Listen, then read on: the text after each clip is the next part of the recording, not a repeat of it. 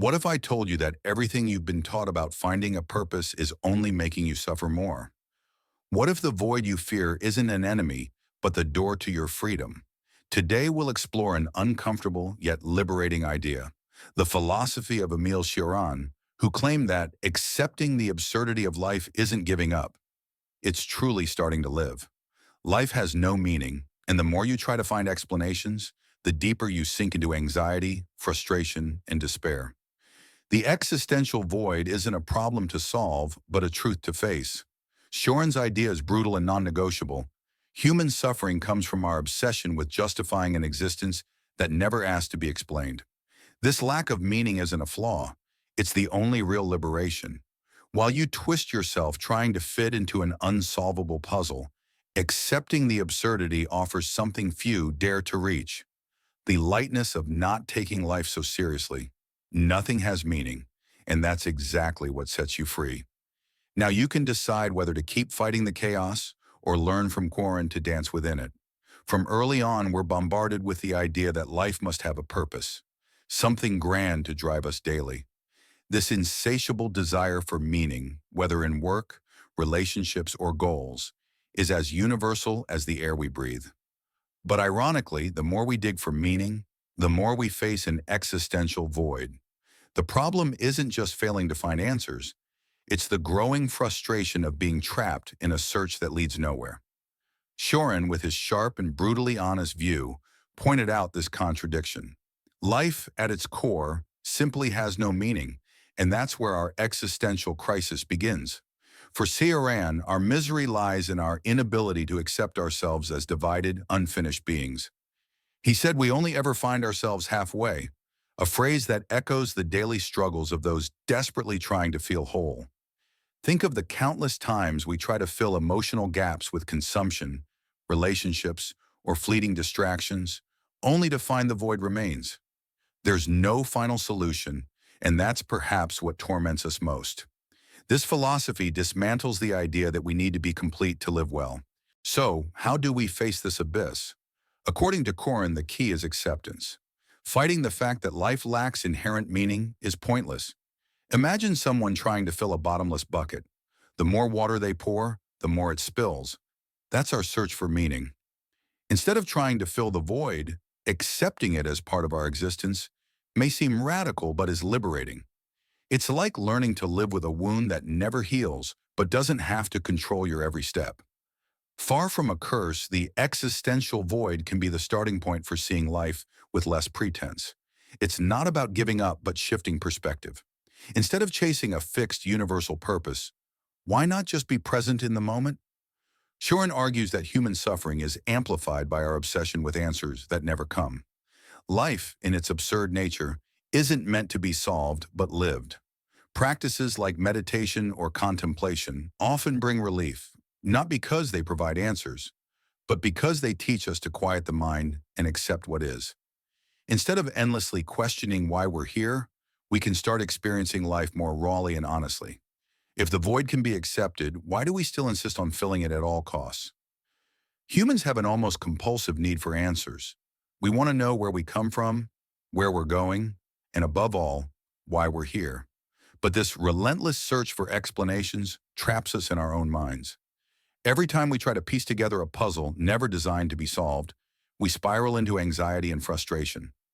Cioran, with his corrosive yet liberating view, cut to the core. Everything is nothing, including the search for meaning. Insisting on absolute answers is like trying to catch the wind with your hands. This obsession erodes us because it keeps us from being present. We live stuck between a past full of regrets and a future loaded with unrealistic expectations. Think of the anxiety many feel when trying to define the dream job or perfect partner. It's as if life is a grand riddle to solve before we can truly live it. But as Quarren noted, the search for meaning disconnects us from the lightness of simply existing. The more we try to rationalize life, the further we drift from what's genuinely simple: breathing, observing, feeling. What can we do with this craving for answers? For Cioran, giving up on solving life's mystery is the sanest step. He didn't advocate passive cynicism, but active acceptance of the absurd. Try doing something without a clear goal. walk without a destination, stargaze, or listen to music without analyzing the lyrics.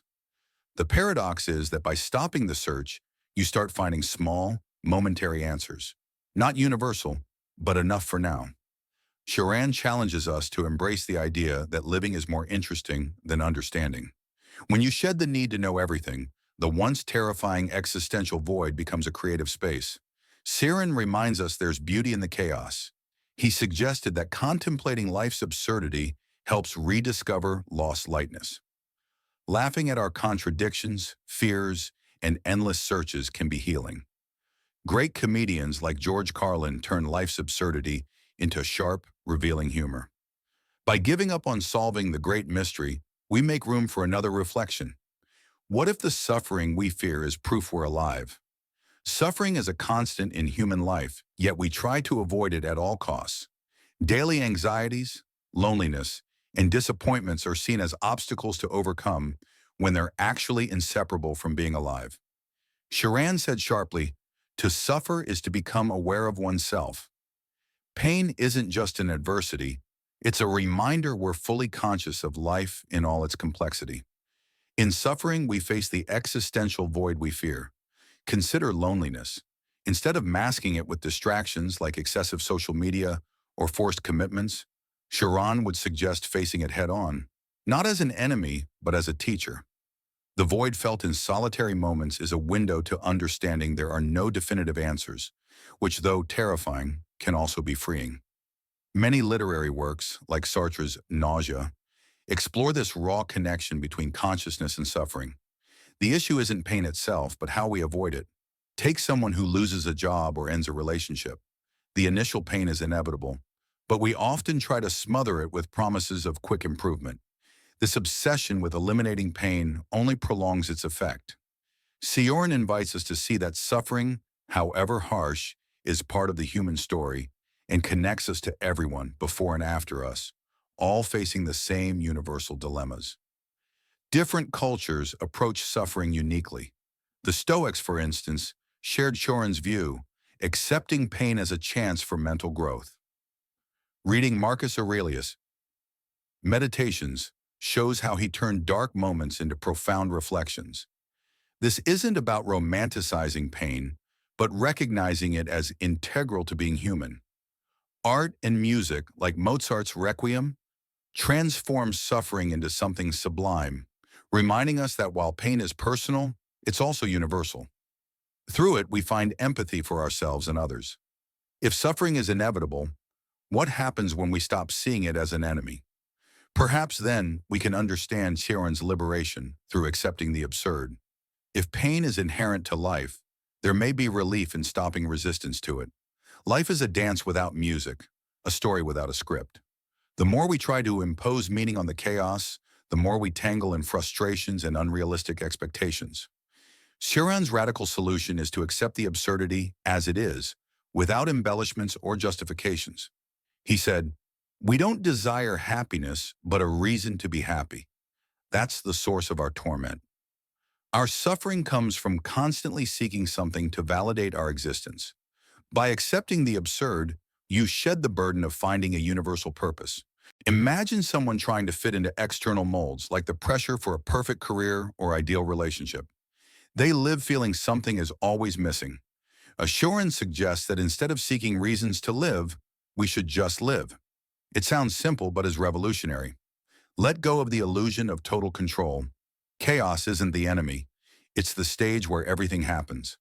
Accepting the absurd isn't resignation, but freedom. Think of someone who stops chasing grand happiness and finds joy in small moments. A quiet coffee, an aimless walk, or watching clouds without worrying about wasted time. These purposeless acts can be deeply liberating.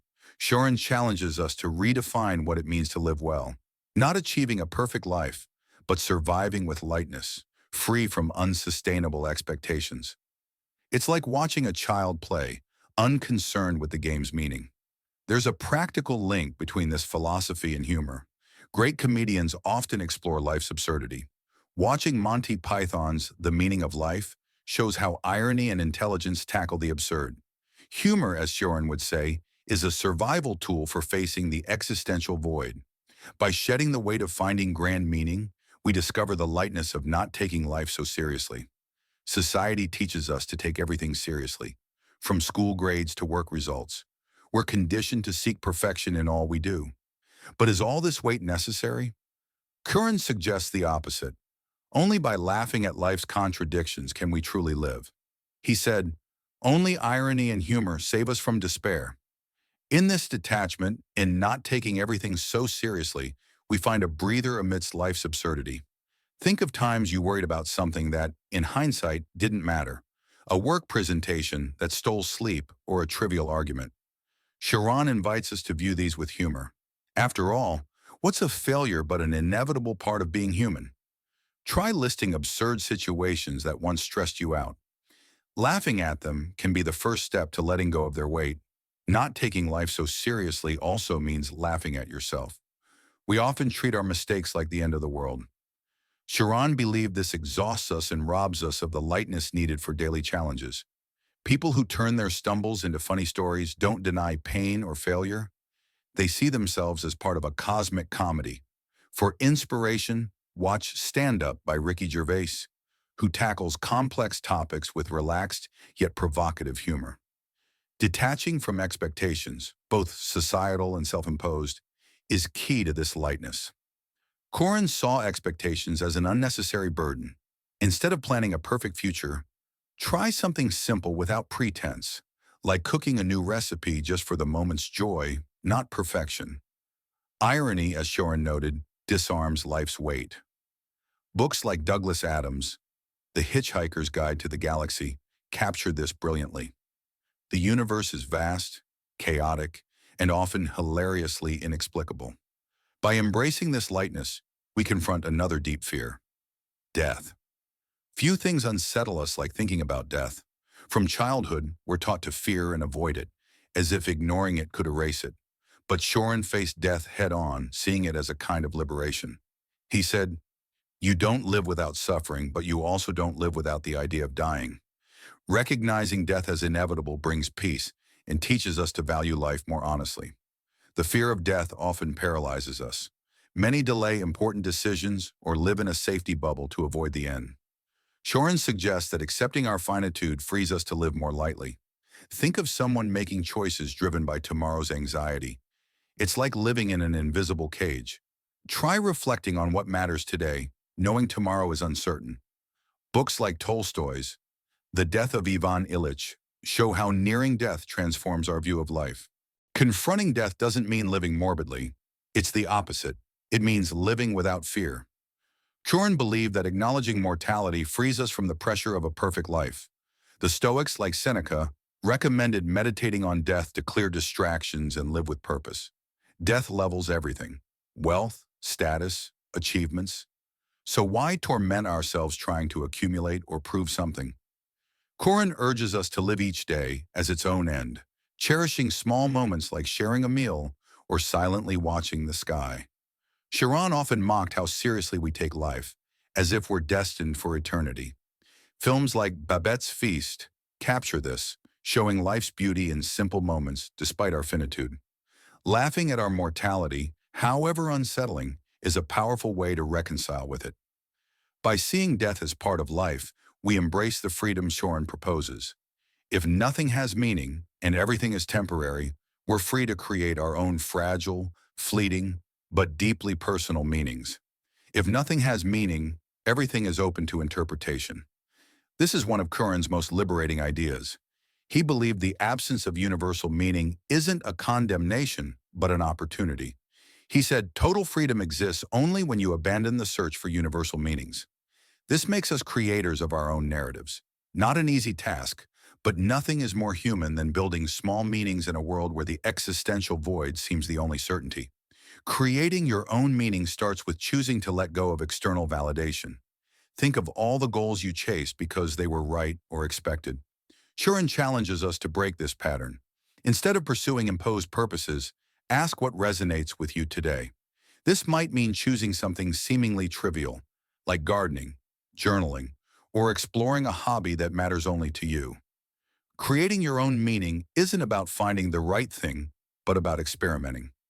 Sharan invites us to embrace the fragility of our narratives. They don't need to be grand or consistent. You can find meaning in a friendship, a book, or a moment of silence. Take Henry Miller, who found meaning in writing even when no one cared. He made writing a way of existing without expecting outcomes. This freedom comes with a paradox. It demands responsibility. If you create your meaning, no one else can do it for you. For some, this feels oppressive. For others, it's a relief. The lack of universal meaning doesn't mean apathy. It means a life lived with more intention and presence. Start small. Create rituals that bring comfort, like reading a favorite book each morning or taking a leisurely evening walk. Chiron knew that building your own meaning is fleeting. He doesn't suggest you'll find a permanent answer, but that each moment can hold the meaning you give it. Everyday pleasures, like watching a sunset, listening to your favorite song, or cooking something special, carry weight when seen as part of your chosen meaning, not something imposed. By crafting your narrative, you move away from needing external answers and find the freedom to live on your own terms. This freedom isn't an endpoint, but the start of a continuous cycle of creating and recreating meanings. This practice connects us to the beauty of a life lived in the present, free from the anxiety of justifications or absolute reasons. You never needed a meaning to live, and now it's time to accept that fully. Shoren's vision isn't cheap comfort. It's an inescapable truth. Life is chaos, and trying to organize that chaos is what traps you. Stopping the search for universal meaning is the only step needed to live with genuine freedom. Nothing has meaning, and that's okay. When you stop fighting the existential void, it ceases to be your enemy and becomes the space where you build what truly matters to you, here and now. It's time to act, to apply this knowledge, to drop the weight of expectations, and to live on your own terms. Change begins when you accept the absurd and decide you don't need justifications to exist. Accepting that life has no predetermined meaning isn't defeat, it's liberation. Shuren doesn't invite us to passive nihilism, but to a more honest, lighter life, less enslaved to impossible expectations. When you stop desperately seeking a why, you start discovering intimate, personal what-fors, perhaps the only ones that truly matter. The void isn't the end, it's the starting point. So breathe, release the need to understand everything, and dare to live without justifying your existence. As Sioran said, nothing has meaning, and that's okay. Thank you for watching.